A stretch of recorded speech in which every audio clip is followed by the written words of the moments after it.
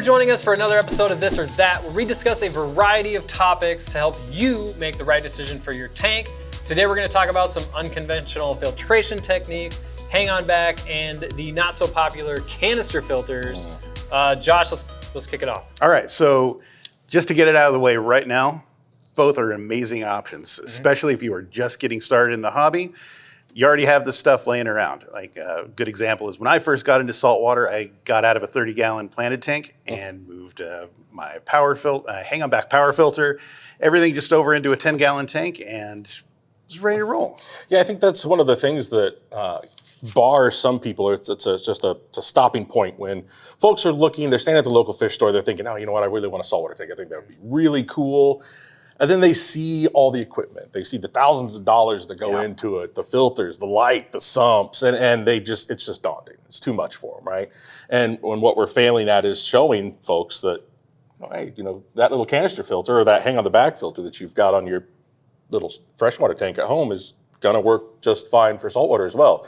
There are always pros and cons and drawbacks to that you have to account for, but they work and they're cost affordable.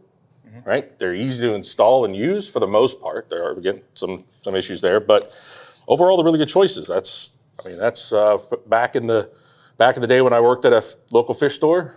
Well, that was typical. It was a little hang on the back, dual bio wheel on a 55-gallon tank or something along those lines. Yeah.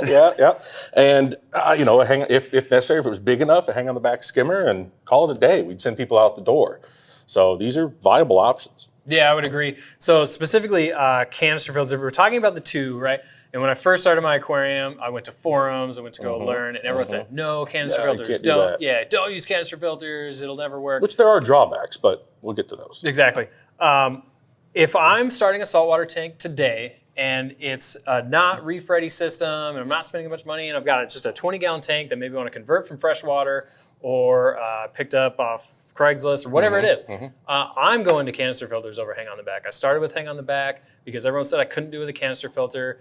I've got these big, bulky equipment sticking way above my tank. It's spraying salt creep all over the walls. Yeah, for me, if I'm going to set up, let's say if I was going to go in my basement and set up a bank of tanks for, holding frags or, specimens, something like that, right? Whatever it was for. And I didn't really care about the aesthetics or anything else. All things equal, I would just throw a bunch of hang on the back filters on them because it's just quick and easy. And they're going to do the job. They're going to do exactly what I want them to do. A note on what you said, I just wanted to share this before we got too much farther, because we're just talking about how a lot of this equipment is used typically these days for freshwater only aquariums. And you can recycle those and use them for your saltwater aquariums. It's great. But a word of caution, just know where that came from. So if you do you buy that equipment, say from Craigslist, or somebody's like, hey, I've got this tank, do you want it? And you're like, yes, I do. I've actually had to turn people down on tanks before, even though I kind of wanted it, because maybe they had a tank that they dosed a lot of medications. A lot of copper. A lot of copper for ick treatment, things like that. And that absorbs into the silicone, it absorbs into the rubber, and it'll leach back out into the saltwater aquarium and cause some serious damage to some inverts. So be mindful of where that stuff's coming from and what it's been exposed to in the past. Exactly. So we've got pro hang on back in the world where we're setting up a new tank without it being reef ready or all in one. We've got pro canister. Josh, tiebreaker. I'm going to have to go with hang on back. And why? The reason I say hang on back, it's like I said earlier, that's how I started out. Sure. We actually tried this out back when we had the old 5-minute guide to saltwater aquariums tank set up. We had a Liberty 75 from Eheim on a 40 breeder, and that tank was fantastic. Yeah. It works great. I mean, long-term aesthetic-wise, probably not, right? Probably not the best thing to go with, but it does work, and it's a low bar for entry into a complex hobby. Sure. Yeah, I like the way you put that. So me being pro canister, right? I don't have the trickle of the hang on back filters. Again, going back to the salt spray, I don't have that either. And if I'm setting up a canister filter, we talked about how a lot of canister filters have black, green, gray plumbing, which doesn't look good in any tank, freshwater or saltwater. I'm going to go to a freshwater supplier and get lily pipes and be done with it.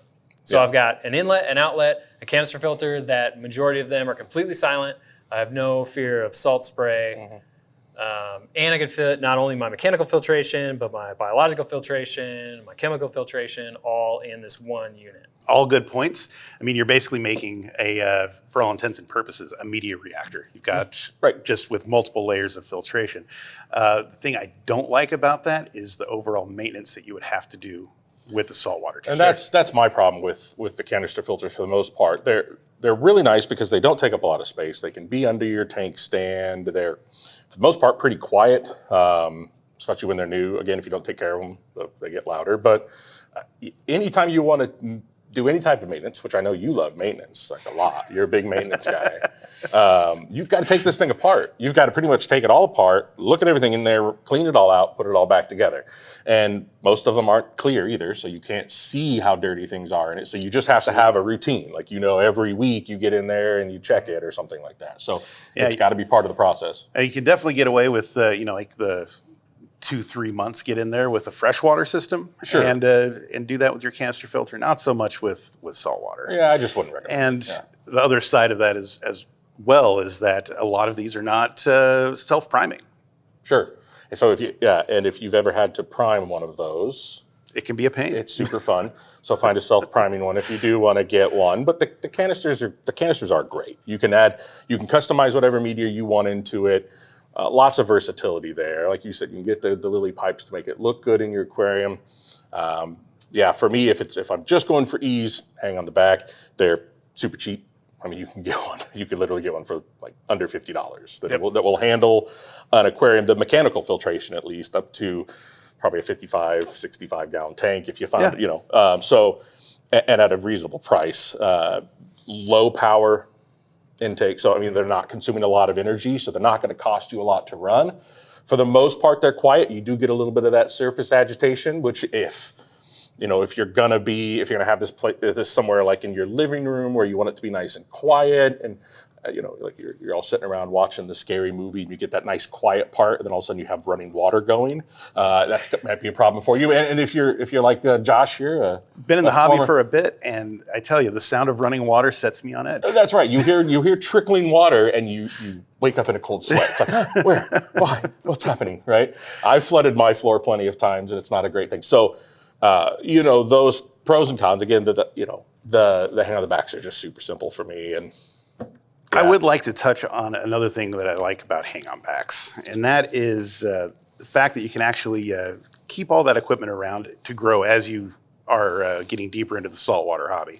So, I mean, you might be able to, your first year, be able to run a hang-on back filter, no problem, but eventually you will want to get something bigger, whether that's a Reef Ready or an all-in-one. And you can still hang on to that tank. That can be your new quarantine system or your frag grow out system. Yeah, just find a way to modify everything, add a sump sometime. And so you can always upgrade from there. And you haven't invested thousands of dollars into this equipment, so you don't feel so bad pitching it or, setting it on a shelf somewhere when you upgrade. This is very lopsided for hang on back, so I'm going to give you more pros of canister filters. So especially with advances in technology, you can now get canister filters with heaters built in, UV sterilizers built in, multi-chamber filtration. So going back to the major pain of changing them out, which we would say, every 5-7 days at most? That sounds about right. Think about it as a filter sock, right? You don't let your filter socks go more than a week at the absolute most. I mean, most of us here change them 3-4 days. So if you do go the canister filter route, just keep that in mind. You have to change the media out a lot more frequently. Yeah, especially if you're one of those folks that don't like doing water changes either, right? And you're just kind of letting things go. That's me. That's me. Exactly. All right. Anything else, Josh, on the hang on backside? No, I'm still firmly entrenched. All right, there we go. Okay, so hopefully we've helped you make a decision for either your first or your next saltwater tank that's not Reef Ready or all-in-one, and reduce the barrier to entry. So thanks for watching. We'll see you next time.